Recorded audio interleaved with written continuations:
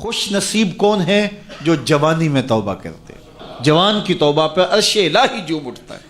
تو خوش نصیب لوگ ہیں جن کو سچی توبہ کی توفیق نصیب ہوتی ہے، اور وہ لوگ جو اپنی زندگیاں یوں ہی بسر کر دیتے ہیں اور راہ مستقیم پہ نہیں آتے، آوارگی میں بسر کر دیتے ہیں، تو پھر منو مٹی تلے چلے گئے لوگ کہانی بھی بھول جاتے ہیں۔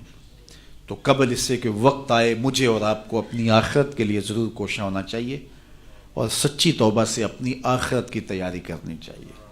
کل کا پچھتاوا آج کے پچھتاوے سے بہتر ہے۔ کل کا پچھتاوا تو سوائے حسرت دکھ بڑھانے کے اور کیا ہوگا؟ آج کا پچھتاوا زندگی بدل دے گا۔ وقت پر کافی ہے ایک قطرہ بھی آب خوش ہنگام کا، جل گیا جب کھیت برسا می تو پھر کس کام کا۔ ایک روایت میں آتا ہے کہ اہل جنت جنت میں جا کر ایک حسرت ان کے دل میں ہوں گی، حالانکہ جنت میں پہنچ کے کوئی حسرتیں نہیں ہوں گی، ہر حسرت پوری ہو جائے گی، لیکن ایک حسرت ان کے دل میں جنت میں پہنچ کر بھی ہوگی، اور وہ کیا؟ جو چند لمحے خدا کی یاد سے غافل گزارے کیوں گزارے۔ تو خوش نصیب ہیں وہ لوگ جو اپنے لمحات کی قدر کرتے ہیں۔ تو آج موقع ہے، آج فرصت ہے، سورج مغرب سے نہیں چڑھا، توبہ کا دروازہ بند نہیں ہوا، اللہ کی رحمت کے در کھلے ہیں، روزانہ آواز آتی ہے کوئی مجھ سے معافی مانگنے والا میں اس کو معاف کر دوں، تو اس کے حضور آج حاضر ہو جائیں۔ کل تو آنا ہی ہے، پھر جو کفن میں منہ چھپا چھپا کے آتے پھریں گے، اچھا نہیں ہے کھلے منہ سے چلے جائیں، پھر جو لوگ اٹھا کے لے جائیں گے، اچھا نہیں ہے خود اپنے قدموں سے چل کے اس کی دہلیز پہ چلے جائیں۔ وہ ایک مجذوب تھا، فقیر تھا، بازار میں کھڑا رو رہا تھا، کسی نے روک کے پوچھا کیا ماجرا ہوا، کیوں رو رہے ہو، کسی نے تنگ کیا ہے، دکھ دیا ہے، ستایا ہے؟ اس نے کہا کچھ بھی نہیں ہوا، بس ان لوگوں کے رویے نے دکھی کر دیا ہے۔ کہا کیا ہوا؟ کہا میرا یہ ذہن بنا تھا کہ میں ان کی اور رب کی صلح کروا دوں۔ تو کہا پھر کیا ہوا؟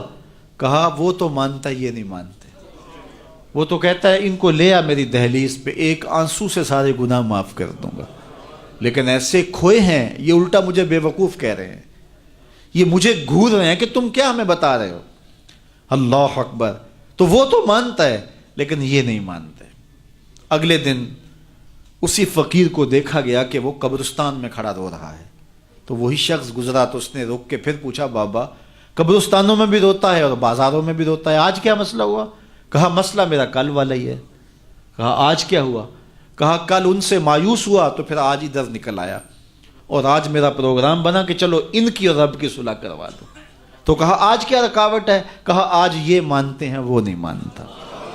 تو قبل اس سے کہ ادھر سے انکار ہو جائے کہ اب وقت بیت گیا، اب تم نے وہ وقت گنوا دیا، ہم نے بڑی مہلت دی تھی تمہیں، ڈوبتا سورج تمہیں روز کوئی پیغام دیتا تھا، اٹھتے ہوئے جنازے تمہیں روز کچھ کہتے تھے، بڑھاپا تمہیں آوازیں دیتا تھا، تم چلتے تو ٹھوکریں لگتی تھی، یہ ٹھوکریں تمہیں کچھ کہتی تھیں، لیکن تم نے کسی بات پہ غور نہ کیا، اور لمبی زندگی کی امید پر تم نے مالک کی دہلیز کو چھوڑے رکھا، اب تمہارے لیے کوئی راستہ باقی نہیں بچا۔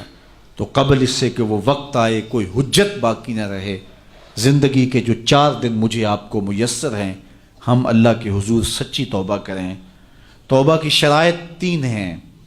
پہلی شرط یہ ہے کہ جو گناہ کیا ہے اس پر ندامت، دوسرا یہ ہے کہ اس کو ترک کرنے کا پختہ عزم مصمم، اور تیسری چیز یہ ہے کہ آئندہ اس کو کبھی بھی نہیں کروں گا۔ اگر یہ 3 شرطوں کے ساتھ کوئی اللہ کے حضور حاضر ہو جاتا ہے تو وہ سچی توبہ ہے۔ لیکن محض کسی مجلس کے اندر توبہ توبہ پکار اٹھے، جس طرح وہ گاڑی والا ایکسیڈنٹ دیکھتا ہے تو رکتا ہے، 5 لاشیں گری ہوئی ہیں تو وہ ٹیپ بھی بند کر دیتا ہے، سارے بس والے توبہ توبہ پکارنے لگ جاتے ہیں، 1.5 کلومیٹر کے بعد پھر دوبارہ وہ بٹن دبا دیتا ہے، اور پھر وہی گانے اور وہی غلیظ چیزیں، اور پھر معمول کی زندگی۔ ایسی توبہ نہیں ہے۔ توبہ یہ ہے کہ ما قبل کہ جو اعمال ہیں ان سے ندامت پیدا ہو اور ان کو ترک کر دیا جائے اور آئندہ عزم مصمم رکھا جائے، تو اللہ تعالیٰ جل شانہ سچی توبہ کو قبول کرتا ہے، اور پھر توبہ کرنے والے کے ما قبل کے سارے گناہ مٹا کے نیکیوں میں تبدیل کر دیتا ہے۔ اللہ جل شانہ مجھے بھی آپ کو بھی سچی توبہ کی توفیق سے مالا مال فرمائے، اور زندگی کی ایک ایک ساتھ اپنے دین کے لیے گزارنے کی توفیق دے۔